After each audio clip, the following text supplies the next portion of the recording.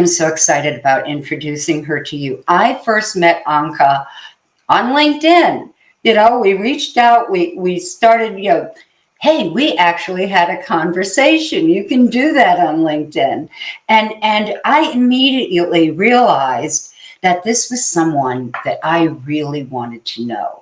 And she has written this amazing book about, I think she calls it Taming the Tech Monster. I'll let her tell you for sure, but it is just something I'm so excited about. And what I love about Anke is she listens to you. She's interested in you. She wants to solve this for you. So without further ado, I'm going to introduce my friend, Anke Herman. Hi, Anke. Hey, lovely to be here with you. Yeah, no, thank you for the intro. It was, we did actually have just a lovely connection on LinkedIn, right? And I've met so many brilliant people on that platform. It's yes. Incredible. So I'm grateful. I'm grateful you invited me, and I'm very happy to be here. So. Yeah, we're all going to learn a lot today. Alrighty, so, we're going to talk about taming the tech monster, and the only two ways that you can get yourself into tech trouble. And that may hit you even if you're tech savvy, because it's not about that at all. So you'll find out. So before we go there, big question. Why the heck should you listen to me in the first place, other than Dumont's rather lovely introduction? So if you're wondering, I'm from Germany. Haven't lived there since 1994, and I'm one of those multi-passionate souls. I started out as a linguist, language teacher, translator, and then stumbled in the 90s. I stumbled into the software industry, like literally by accident. And I must say, I felt really intimidated. Like, I felt torn. Like, it was part really intrigued by it, really like, ooh, I knew that was the future. That's what, like this, it's like, it was the same sort of wave as AI is now, so it was like, oh my God, like this huge wave. It was clear that this stuff wasn't going anywhere. And, and the future was really there. But at the same time, I'm like, I'm a language girl. I'm not technical. This isn't my thing, and there was this piece of, I'm way too old to get into that. I was like 30 at the time. Ancient. But because I thought I was, competing with like 16-year-olds who program video games, right? Yeah. So I thought like, oh my God, like I have like, I don't know, I'm I was good at math, so I didn't like, I wasn't like, oh my God about that. But yeah, I was more like a language girl, so I didn't really think that I had what it took. And then when I sort of started to get into it, it's like, oh my God, there's just so much stuff. Like I didn't, and everybody tells you something different. Does that sound familiar? So very much that same sense of overwhelm that I now see my clients have. And I remember the day it shifted for me, and it was literally the moment that I realized, well, wait, Java, that programming language. Wait a second. Language. It's got vocabulary. And it's tiny. It's got structure, so it's got grammar. And it's nice and rigid. So bottom line, a programming language is just like a real language, just simpler, right? And that was for me like, oh, so I know how to learn a language. So this baby is mine now, right? So it didn't mean that I was any good at it overnight, but I felt that it was doable. It was like the path. I knew I could hack my path through that jungle, and it just lost the scary bit, because like I've learned languages. I know how to make this mine, and there was another challenge, which is basically one that I'm going to mention later today, that caught me a little bit by surprise, right? Okay. So there's a story around that. So now, when I started my first business, it was when I decided to, leave my software career behind and move to Spain and start a sewing business. And, in my mind, it was always, well, it's kind of the same thing, isn't it? Right? Because I could see by then, and then it really got confirmed when I started to build that first business and pivoted into what I do now. It's like, you know what? That process of creation is actually always the same. It doesn't matter. It Yeah. starts out with a spark of an idea, spark of inspiration, and then you go, ooh, let me tinker here, let me try out. You have to learn stuff, you Yeah. have to investigate, you have to research, you have to kind of familiarize yourself with the map of a new territory. And then you Mm-hmm. start to, ooh, well, actually now the pieces start to make sense and I can find my way, so I can start to design something, put something together. Then you put it in front of other people and they go, oh no, Mm-hmm. that's not what I thought. And then you go around and you test and adjust and review, and you basically iterate around. And that's Mm-hmm. very, like, every programmer goes, oh yeah, well, yeah, that's the process of innovation, that's the process of creation. Every artist, every maker will agree, like, was, oh yeah, well, that's how this works. And Yeah. what I've seen is that's how it works in the business world as well, right? And I think that's where I see this big disconnect, that a lot of the time people get promised like the 6-step proven success, just follow this one Mm-hmm. path, like what you just said, when people tell you, oh, that this is the way to do it, and it never Yes. works, right? Yeah. Because it isn't you just do these things and get, like, success is guaranteed. It just Yeah. And doesn't work. isn't that what we all want? We want somebody just to say, put this foot here, put this foot here, and Yeah. But it's like playing music with the intention of, let's see who gets to the end first, right? It's like, no, no, I no. love that. All the beauty, all the things in the process of making the music, Right. right? Right. And if you look at an artist, most artists I know don't really care much about the actual thing they create. It's the process of creation where all the joy is, Oh. where all the growth is, where all the creativity is. It's the process of creation where the fun is, Oh. right?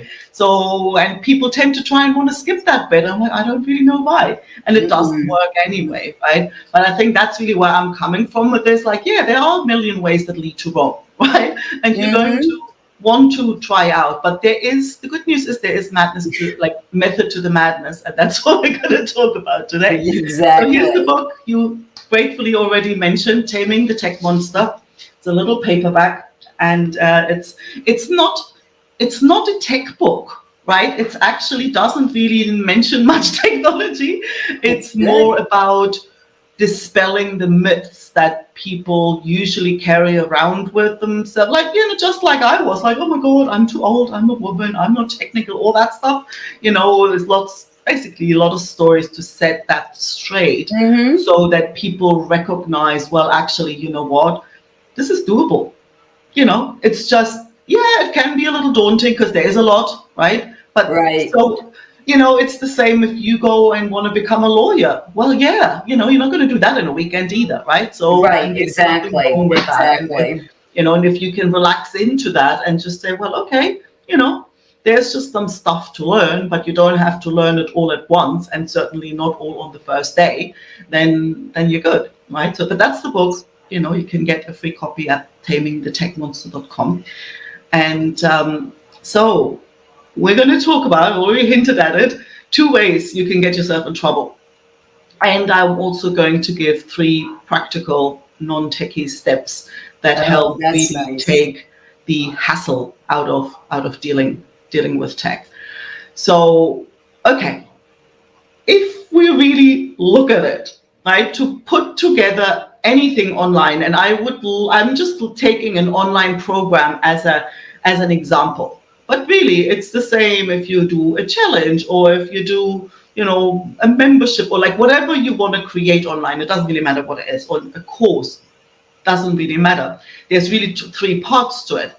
One piece is you need to find a way to connect with people who could potentially buy your thing. You need to have a way for people to enroll and buy your thing. And you need to deliver what people just bought, your thing, your program, whatever it is, right? Mm-hmm. So it's literally those 3 things. It doesn't matter what it is. It's always the same. So it's really simple if you look at it through that lens. That's a Now, good. Yeah. the tricky piece is that each one of them has a bunch of elements that go into it. right? So you have to create your content. You have to put together your offers. There's the part of where you have to invite people to work with you, to enroll. How do you collect the payment? What do they get once they've bought? How do you get out and be visible? How do you build the trust over time? So there's lots of different pieces, and there's tech tools for all of them, right? So now here we start to see why this can be overwhelming, because there's tech tools for each one of them. There's some that cover several pieces, but not others. And so there's a whole bunch of different ways of going about it. That's where usually this gets confusing and overwhelming if it isn't your area of expertise, right? So now the big question is, how do you go about building all of that? Well, the bad news, as we've already hinted at, it's not a straight line, right? The good news is, if you look at it like a helix, like an iterative process and a series of experiments, there's like 3 very distinct stages, and it doesn't matter. It's the same for, if you want to just offer a free workshop, or if you want to offer your big 12-month signature program, it doesn't matter. It's the same process every single time. The first step is to validate your idea, your offer. And we'll have a look in a second what that actually means. And once you've validated your idea, then you can kind of flesh it out, you can develop it. And if you want, you can scale it after that. A lot of coaches never really want to scale, but you could. But you definitely don't want to scale before you have validated something, right? So you don't want to, like this sequence, like you want to be really strict with it, because if you skip ahead and do them in the wrong order, then you get yourself into a lot of trouble, and not tactile trouble. So if we have a closer look at the initial validation phase, your job there is to find the sweet spot to validate your offer, the sweet spot between what you want to bring to the world, what it is that you want to communicate, what you want to share with people, how you package it into something people can buy, and then those people, right? So, and initially it's like, okay, that little sweet spot where you love what you offer, and the people that you love working with love the thing in the format you offer it. It's a kind of a fairly tiny little intersection between them all, and it usually takes some experimenting. And I think that's a lot of the time when people take programs, they kind of assume that you have this sorted out, but a lot of people actually don't. So, and this usually takes a lot of, sometimes you put something out there and nobody really wants it. Okay, well, then you can go, well, I can either offer something totally different, or I can say, well, I definitely want to serve these people, but maybe I need to offer them something different. Maybe I need to package what I offer differently. You sort of play with the what, or you say, well, the what I'm really passionate about, but I might offer that to a different group of people who have it. So you have to play, like this is a phase of a lot of experiments. And I always say to people, like, if you hit this right out of the gate, go buy a lottery ticket. Yeah. This can happen. It's not very common. Like I've seen people, like, you can sit here years if you're unlucky, and sometimes it can be a couple of weeks, maybe 2 attempts or 3 or whatever, but it doesn't, but you're not guaranteed to have that. But that's your first job, right? To make it work, to see whether your idea even has legs, and the objective in this stage is to keep it simple. Like, use what I always say to people, like, this isn't about not using tech. It's about using what you have and what you're familiar with. This isn't the time to tinker with new platforms, right? That makes sense. Because it's about keeping it, because you're going to have to be really nimble in this phase, because you're going to have to, this didn't quite work the way, or, what can happen, I've had that happen a bunch of times, where it's like, actually, this worked really well, but Jesus, I didn't enjoy it half as much as I thought I would, right? So a deal breaker too. If I don't want to build something I don't enjoy. So, but that's a matter where you have a lot of experiments after the other. So you don't want to have to update some big chunky system. So it has to be as simple and as nimble as you can possibly have it. So, and the last thing you want is tinker with tech platforms that really distract you from the objective of this phase, which is to bloody sell something, right? And so exactly, you still have your three systems, but the connection piece, how do you connect with people who could buy this thing? Well, that could be a phone call. You're going to go for people that you already know, and it can be a personal email, it can be a message on whatever you're using. It's like, hey, I'm thinking about this thing, like it's about this, about that. I think you might like it. What do you think? That's your connection piece. No tech needed, right? So the involvement, the how do they buy, is like, hey, here's my PayPal link, or here's my account number, send me some money, right? So whatever the thing is. And delivery is like, oh, let's meet on Zoom, and I chuck the recordings in a Google folder, So that could be, and if you're not really, if I try to test something, yeah, I've got my system sorted. For me, it's easier to have this done properly than tinker around with Google folders. But if you haven't got anything, it's not the time to fiddle with a lot of tools. You just make it work. That's your job at this point, right?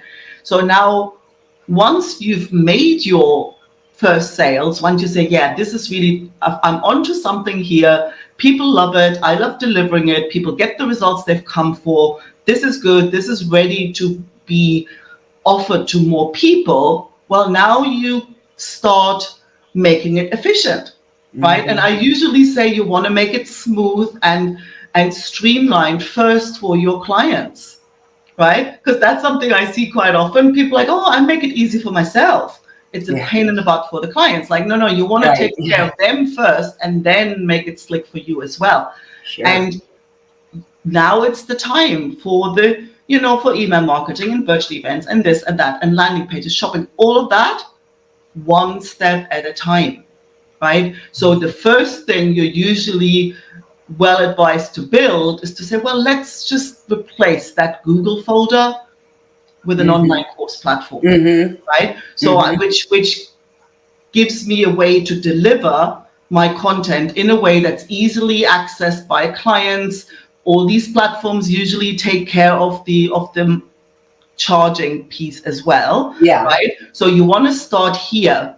And once you have these pieces in place, now you can look at your marketing stuff, because the last thing you want to do is turn on the tap on the front and can't handle the load because it's manual and spreadsheets and you go crazy, right? So you want to start kind of on the delivery end and work your way around to the front. That makes one sense. step at a time, right? So there's no point doing everything all at once. That's just overwhelming. And you do one, and then that's the thing. When something goes wrong, is you can also trace back where, like, good old programming, you don't want to change all the things at the same time, because if something goes wrong, you don't even know where to start looking. Kind of like I was a little while back. yeah, exactly. If you change one thing and something breaks, okay, so it's easy to identify what caused the problem, right? So literally one step at a time. So if you do want to scale, and which means, okay, you want to start bringing other people in to help you deliver your services, sell your services, market your services, then you need other systems to take care of that. So I don't really want to go into that, because a lot of coaches don't even ever want to go that big, but you could, and then you have to worry, and then you have to have systems that help you manage those relationships with the people that actually help you, deliver your stuff. But now let's come to the two big problems, right? So we've already kind of seen. So the biggest one that I see all the time, is you overcomplicate. And that means you're actually in the validation phase and you think you need all this stuff, right? Happens all the time. And I remember a lovely gentleman who'd written a couple of books, and he was sent my way because he had had a bit of a whinge in a Facebook group. He goes, oh my God, I want to, offer this online program, but I like tech just does my head in.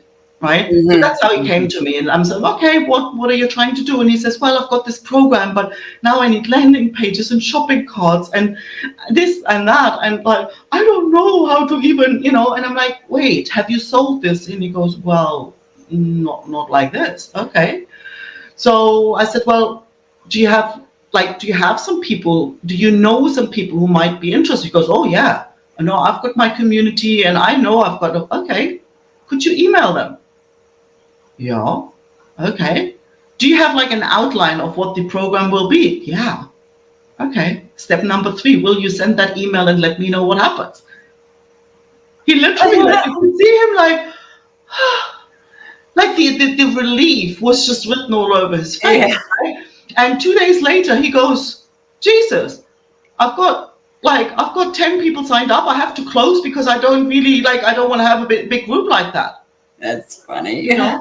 And I'm like, okay, so now you have something and you've made, and I'm like, should have charged you. Like, you made like 3,000 pounds overnight, Yeah. And I said, well, but that's the thing. He didn't realize that he could just have that first offering to validate his idea, that he could do that with what he already had. Yeah. And it was just so, and then it's like, okay, so now if you think about how you want to offer to more people, now we can start working here systematically, one step at a time. Very, very common. So I think I see it all the time that so many offers never see the light of day because people get sort of somehow sucked into and get lost in the quicksand of all these things that they don't really need. When the focus should be to make a sale, to sell it to the first few people, to make sure that they even have something worth developing. Right. Because how often any responses. That's the thing. Yeah. And you don't want to put all this effort in. A couple of years ago, I did some mentoring for Thinkific, one of the big online course platforms. And so they had one of these campaigns where they paid me to help new course creators get off the ground with their courses. And I worked with 6 people. Every single one.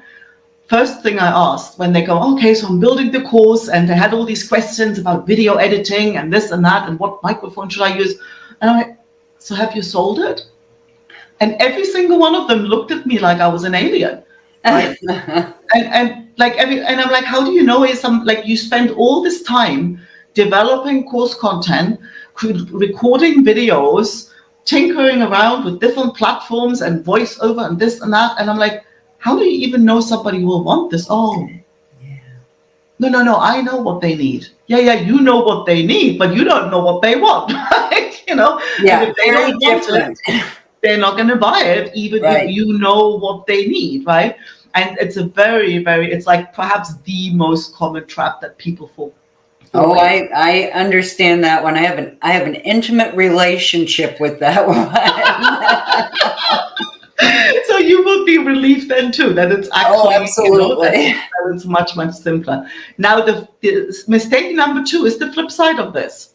And I've seen this play out painfully in lots of occasions when people have something that they've validated. And now they want to kind of, okay, we're going to do this launch. And now we really want to get a lot of people in here. And now that same little Google sheet that worked to get things off the ground is now a major stumbling block. And I remember this lovely lady who said, oh, she was a therapist, very successful and very loved by her clients. And she goes, oh, I've got this program. And my people, they keep asking me, when are you running it again? When are you brilliant testimonials? And I'm like, why aren't you running it then? It's a luxury problem to have people knocking on your door. Yeah, no kidding. Program, and she goes, oh, just the thought of then I have to, when they sign up, then I have to send them the PayPal link, and then I have to put them in there, and then I have to send them this other thing. And it was just so much, and then they have the wrong Zoom link. And, it was just so much admin hassle around. Exactly. Right? Because she was doing everything manually. And that is okay for your first group of 5 people. But if you want to enroll on a bigger scale, it's time consuming. It's usually annoyingly monotonous work, but the worst part of it, it's error prone.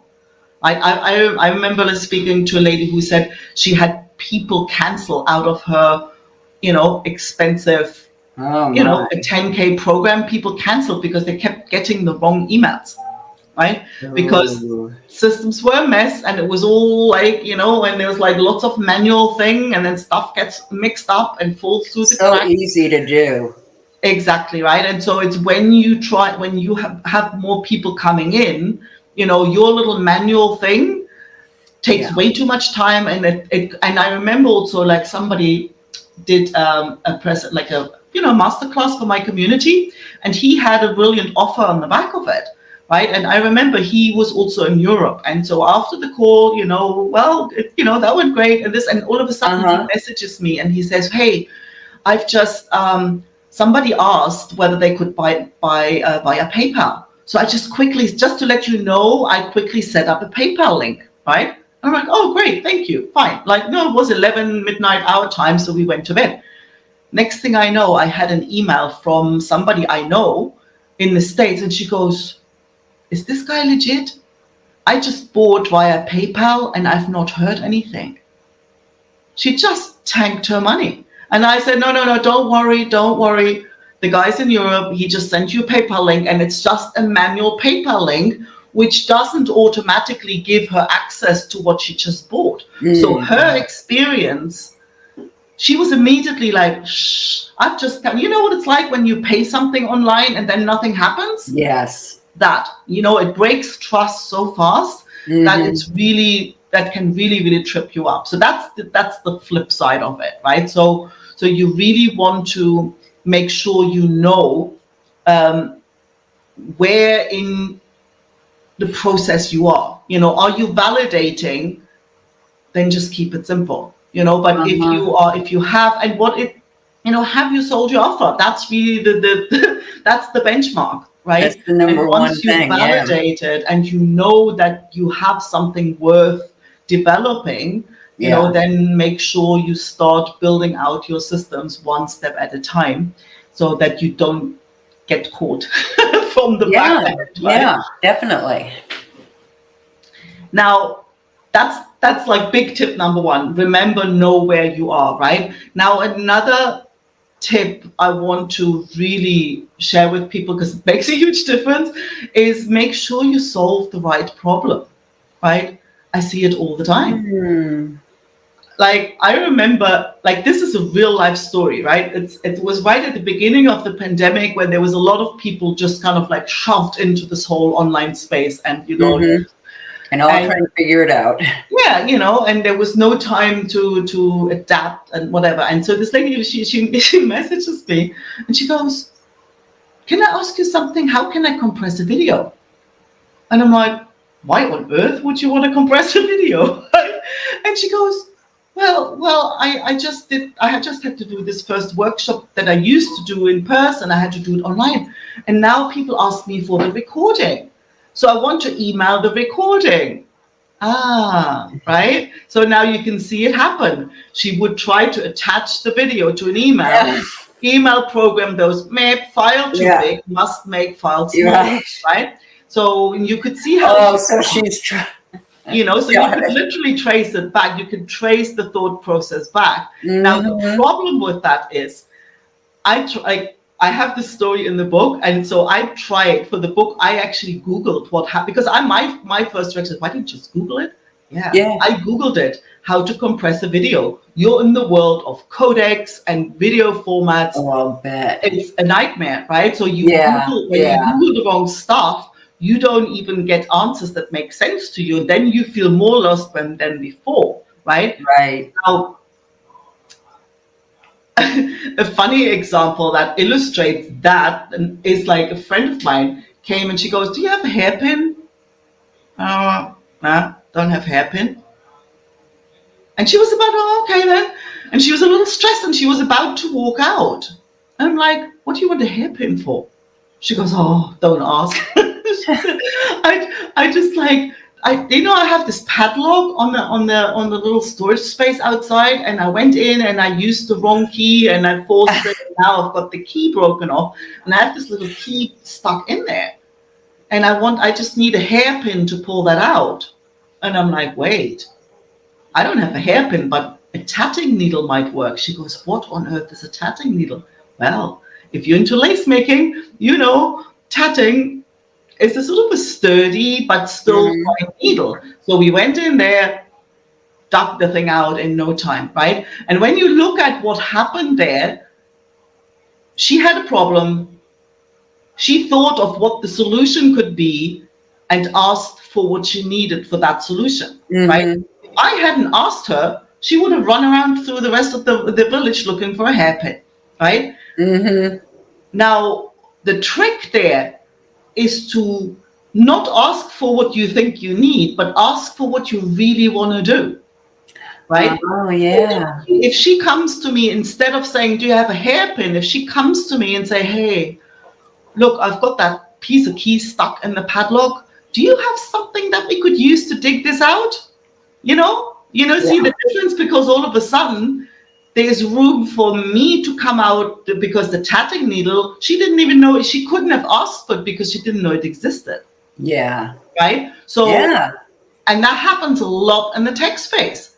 How to compress a video. If you Google, how can I send out a Zoom call recording? Probably on somewhere right there is somebody saying, Wombat, just upload it to YouTube, send out the link.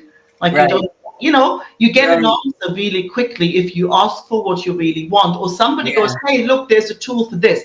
So you get much more valuable answers, whether you ask Google or a friend or anybody, than and the problem that you face, and that we all have, is when you have an issue in an area that isn't your area of expertise, your solutions, your idea of what the solution could be, usually sucks, right? You don't, because you can't ask for what you don't know exists. That's so your right. best bet is to say, ask for what you really want, not for what you think the solution is. So in this case, you ask for, hey, help me find something to open the padlock. How the heck can I send out the recordings of the video, right? Really go down. I want this because, go back a few times until you literally dig down to what you're actually trying to achieve. And even if you type into Google, how can I record, tell a story, right? And you'll get better answers, and that always works, and it makes a huge difference, because then you avoid this oh my God, I don't even want to ask Google, because chances are the responses make me feel worse than before, right? Well, that can happen with Google. Exactly. And that's usually the reason, right? And it's a very, it's a fun game to play, and it's definitely worth trying out. Yeah, and Anke, you said something that I just wanted to follow up on, and that was asking yourself what exactly you need, because it's very easy. And you get this, I get this, you probably get people saying, well, how can I put together a tech stack that works, but it's cheap, and I know I have invested in programs, and it's just been because somebody else said, hey, have you ever tried this? It worked for me. No, we need to define that ourselves. Absolutely. That's a great point. Yeah. And that's where we dig in with this one here, right? Okay. It's definitely when it feels hard, you're skipping steps. I say it all the time. Definitely golden rule. And so that's the thing. I get this all the time. Hey, I want a mastermind. Do I use Slack or Telegram? Real life story. A client literally said that to me, right? And I'm like, wait, what? You've skipped so many pieces. It's not funny, right? Yeah.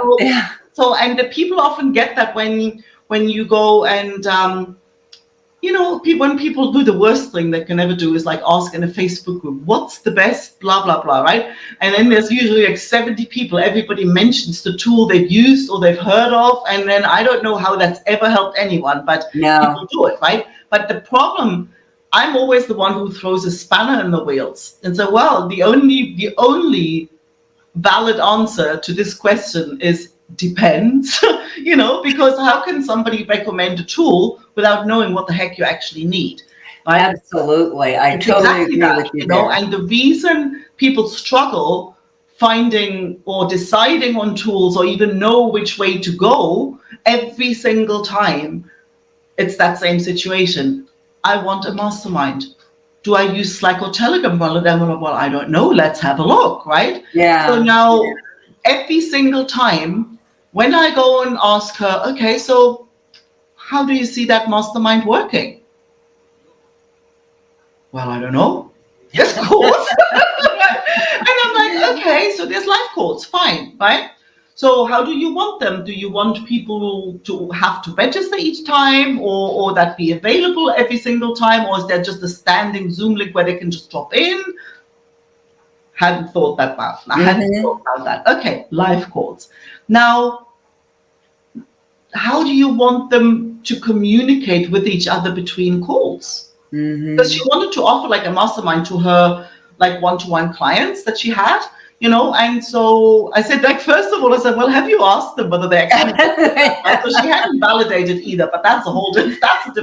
Yeah, I mean, just because somebody's a private client does not mean they want to meet a bunch of other private Exactly. clients. I actually sent her away, like, your first job is to actually ask your clients whether this is doing something they want before you go down the rabbit hole, right? Right, exactly. The piece where she really was like, was when it's like, okay, so how do you want people to be able to interact with each other between calls? And she goes, well, I don't really want that. Okay, so what do you want Slack or Telegram for? Because that's what they're there for. Yeah. Oh, yeah. Somebody had said, just use Slack, right? Yeah. And I was like, well, but every single time when somebody jumps ahead to what tool should I use, they've not actually thought through how exactly they want things to work. Right? So now you have to, I always look at it as imagine you go to a big hardware store, right? Or if you're like me, a dressmaker, you go into a big fabric store, right? Yeah. So if you love it.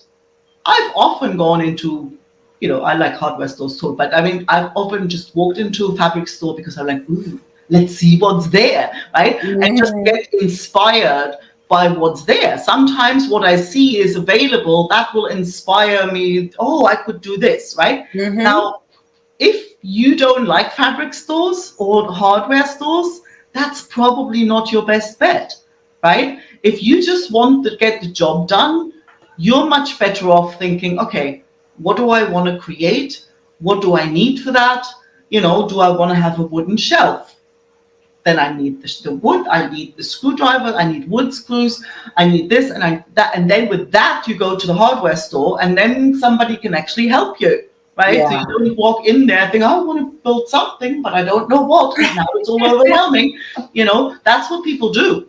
Yes. So there is that piece of, okay, you need to flesh it out.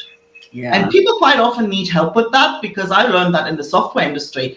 Just because you know your work doesn't mean you know how to flesh it out like that, because it's just not an area that you usually deal with. Like you just kind of know how it works, but you don't kind of think about it in that methodical way, just in this little bit more abstract way.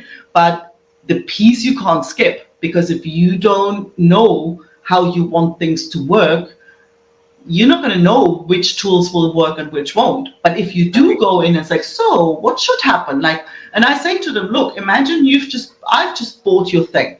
So I've just checked out, I've just made my payment processed. And now what happens? What will I see? Every single time I get blank faces. Every single time, well, I don't know, they enroll. Well, what does that mean? Does it mean I see a welcome video? Does it mean I get to book a one-to-one call? Does it mean I get access to some videos? What does it actually mean? And the more you think that through, then you go, oh, well, actually, I'd love to have there to be a chat for people. Well, yeah, you can see every little piece. I want this to happen, that to happen.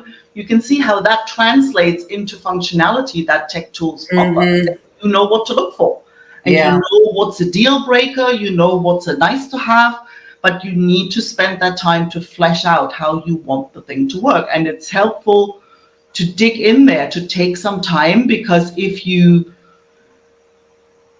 make your decision too quickly, there's a good chance you make the wrong decisions, right? I literally had a conversation with somebody the other day, and he's more your direct sales, outreach, pipeline kind of guy. That's his background, right? And so, and I kept digging, and I was like, how does this work? How do you want it to work? And all of a sudden, it was like, oh yeah, like these events, and all of a sudden, yeah, course, I'd love to have courses. Well, now wait, right? So before we go for a tool that is like a CRM with pipeline and sort of the sales, yeah, but that doesn't cater for online courses or memberships or anything. If you want to do that and you already know you want to do that in the next few months, well, then don't decide on a tool now that doesn't cater for that, because that means that 3 months time or 6 months time, you're going to have to throw everything in the air again. So it does help to spend a bit of time there and think through what you're actually trying to create, because the clearer you are, that literally gives you your requirements list for tech tools, and then it gets so much easier. And a lot of people can also help you better, because if you go and this is what I want, this is how I want this to work, what tools can we use, is a much easier question to answer than somebody going, oh, I want to build something. Yeah, definitely. So it sounds like we really need to put the thought in up front before we look at the technology. I think so. Most people, yeah, especially, that's the thing. It's like, if you have time and inclination, by all means, I love tinkering around with tech stuff. People are always like, how do you know all these tools? Because I tinker all the time and I love it. Yeah. It doesn't overwhelm me. I find this is like the fun part. But I also know not to get, because the other piece is, that's what happens to tech savvy people. They go down the rabbit hole. And they tinker and they try this and they try that. And in the end, they never actually do the thing because they get lost tinkering. Right? So that's the other. I recognize that one too. So you need to know how far. That's why, I sort of come across something, it's like, oh, let me have a look, and then I'll keep an eye on, or I kind of wrote it down somewhere, so I know I've got something that solves that problem if I ever need it or somebody asks about it. But that's the other pitfall, right? That's why this isn't. Yeah. You're not safe from that if you're tech savvy, right? So that's it's right. Not about knowing which button to click. So even if you're quite familiar, it can be addictive. Yeah, exactly. Just sitting on there, and maybe there's something. Maybe there's a better tool out there, and I think especially now with all these new tools and AI stuff, I think it gets worse, right? Yeah, and I just the whole AI thing is just so overwhelming. Every day there's a new thing about how you can use this, and this, and I've just decided to block it out for a while. Yeah, I mean, it's one of those things. It's like, I think it's also like this big wave. I think it's gonna settle. There'll be a few kind of strong players who will determine where this goes, but this kind of every day there's a new whatever. I think that'll calm down after a while. So just to summarize, you want to know where you're at. If you validate, keep it simple. If you're ready to develop, make sure you build things out one step at a time, but don't swap them, right? And big focus on figuring out the real problem. Ask yourself, okay, what do I need this for? What do I want this for? Until you get to the root of, so get to the root, not wildly hacking on that beliefs. And slow down, don't skip steps, because when it's hard, you definitely skip steps. And even if it feels like, it's a small step. Well, no, it isn't, right? So there's something more to see if it feels overwhelming and hard. So slowing down to speed up is definitely good advice. So, and basically work off the assumption that you have what it takes to figure this out, because you do. This has been so helpful, Anke. And I wanted to give you just a minute to talk about, because several times over this summit, the topic has come up, and I don't know, maybe because I've been introducing it, because this has been one of my problems.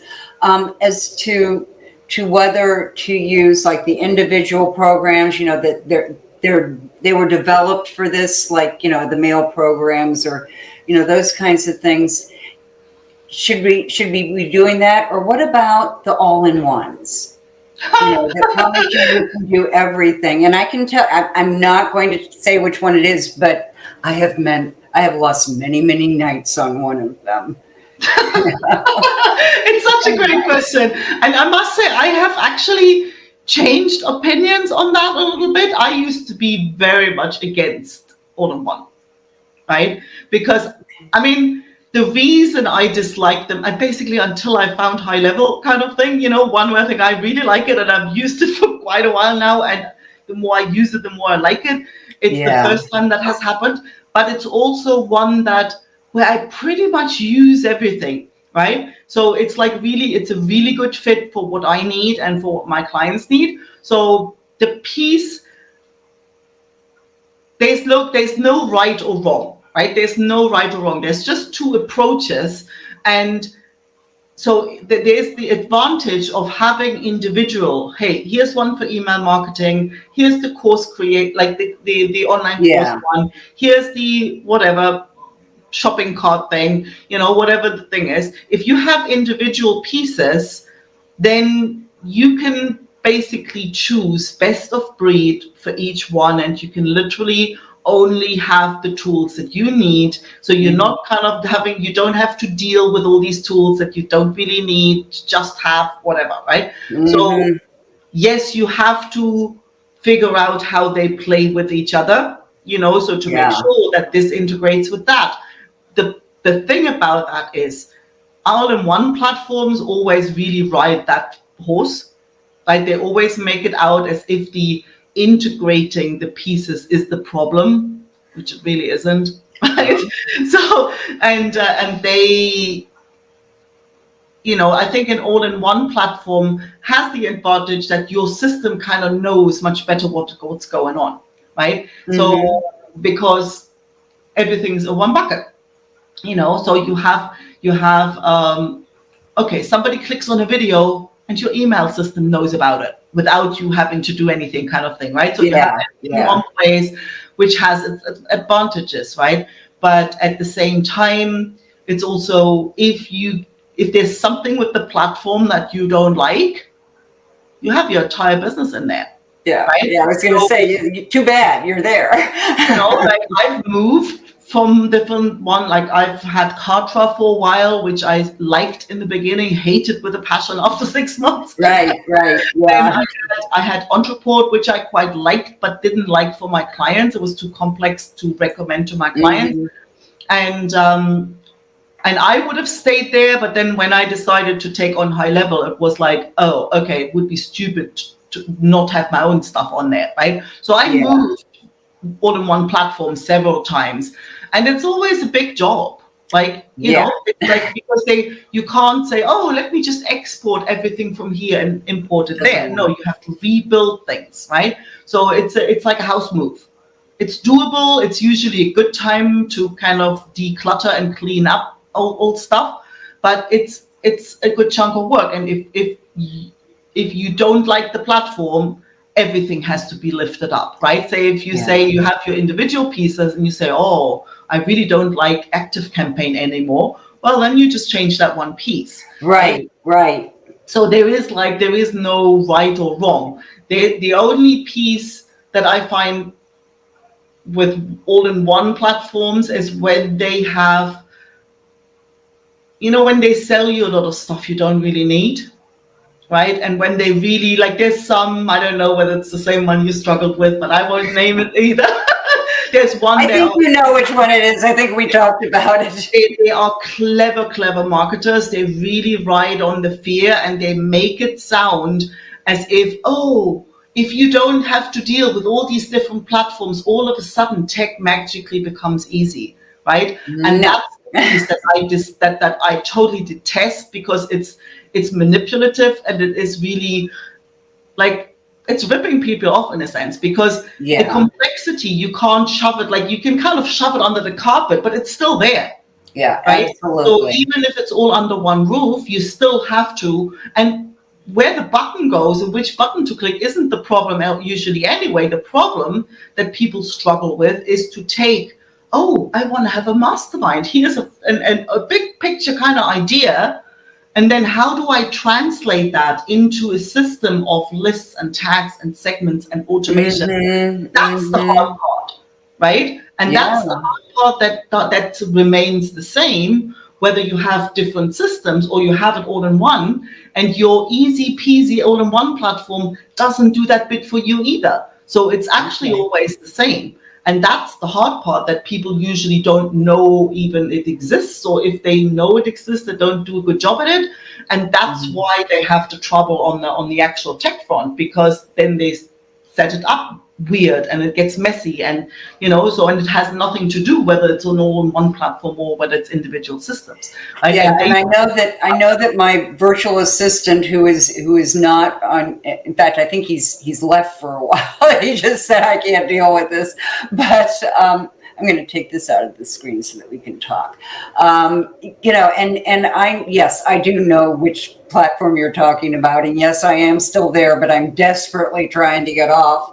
And I wondered if you could just take a minute and talk about Go High Level and why you like it, and what you think the advantages are over, say, another system like the one I'm in. I mean, I came across it by accident, and I'd seen it like a long time ago, where but the way they positioned it was like, oh, this is for agencies. And I thought, oh, I'm not an agency, so this is, and then I came around, I'm like, ooh, it has literally all the pieces that I need, right? That for my work and that my clients need. It's got email marketing, and the automations are very powerful, but like it's intuitive. It's not overwhelming when you look at it.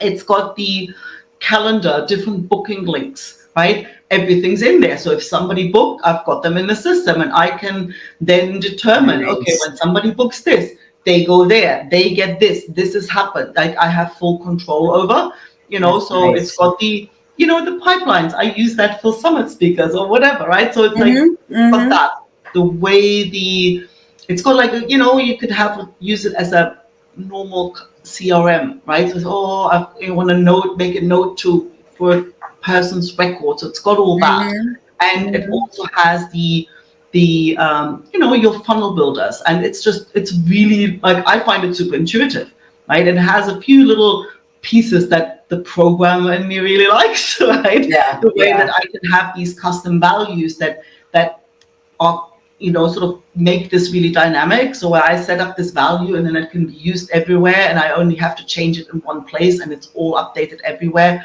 Little things like that allow it to be really clean, which the not named platform doesn't do well. The no-name platform. Listen, guys, you can, all of you can email either Anke or I, and we will tell you the name of that platform. Just don't want to slack anybody off sort of publicly. Yeah, but, and the thing that they do too is they get you because they make you think it's more affordable. You don't have to pay for this, and this. It's all affordable. And yes, that piece about they all play nicely with each other is great. But what I've found, and maybe this is just me, maybe I don't plan it out correctly, but I found I have to go back and redo things a lot, because this changes this, and I don't see the direct relationship with it. So yeah, I'm not afraid of technology, but I would never call myself a techie. So I can get, I can that can send me to hide under the bed, really. So, so I thank you for taking some time and talking about that, because I know there are probably, I bet if I asked her, if you're just starting out, or even not just starting out, if you've got a couple of years, that those steps that you took us through, understand this and get this working, and then you can look at this, and then you can look at this. And I can remember when I started out, I didn't use technology at all that I can think of. Yeah, I did telesummits every once in a while on the phone, and I can't remember the names of the things that they did them on anymore, but that was amazing. I was so shocked that we were able to do that. So yeah, we keep going through these iterations of technology. Absolutely. And so I think the biggest piece is to always take on one step at a time, because I think people usually, the overwhelm comes when it's like, oh, there's this, and there's also the other thing, and now I need this thing, and now I need to learn how to do video, and now I have to learn how to do this, and when it's like if you try and learn 5 languages at the same time, it's possible. You can't do it's going to go really slow, and then it's frustrating, right? Exactly.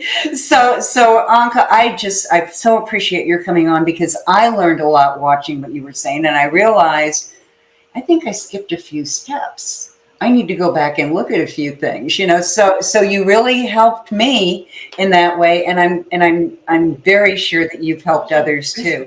Thank you. And with that, I'm going to bid you adieu, and I will jump back in and see what I have to do next. Thank you so much. Okay, thank you so much. Bye-bye. Take care. Bye.